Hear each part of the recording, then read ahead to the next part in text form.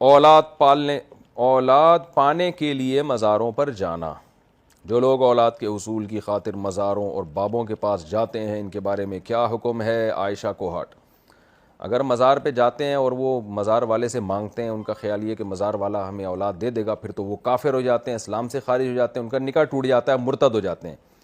اور اگر مزار پہ جاتے ہیں نیت یہ کہ دے گا تو اللہ ہی، لیکن مزار پہ جانے سے اللہ خوش ہو جائے گا اور ہم کو دے دے گا، تو یہ بدعت ہے. اور نبی صلی اللہ علیہ وسلم نے فرمایا ہر بدعت گمراہی ہے، کیونکہ ہمیں قرآن و سنت سے نہیں ملتا کہ اولاد مزاروں پہ جانے سے مل جاتی ہے. بے شک اللہ ہی دے لیکن نہیں ملتی. اللہ نے دعائیں مانگنے کے لیے مسجدیں بنائی ہیں، مزار نہیں بنائے. تو اس لیے اللہ سے مانگیں. زکریا علیہ السلام کو اولاد نہیں ملی، ساری زندگی اللہ سے مانگتے رہے، بالآخر اللہ نے دے دی. مزاروں پہ جانا حرام ہے، گناہ کبیرہ ہے. اور اگر یہ نیت ہے کہ اللہ نے اس بابے کو اختیار دیے ہوئے ہیں مجھے اولاد دینے کا، پھر تو کافر ہو جائیں گے، اسلام سے خارج ہو جائیں گے. ایسے شخص کو مسلمانوں کے قبرستان میں دفن کرنا جائز نہیں. اگر حج کیا ہے تو وہ حج باطل ہو جائے گا اور نکاح بھی ختم ہو جائے گا. اور توبہ کے بغیر مر گیا تو مسلمانوں کے قبرستان میں اس کو دفن بھی نہیں کیا جائے گا. اتنی شدید وعیدیں ہیں، اس لیے اپنے ایمان کو بچائیں.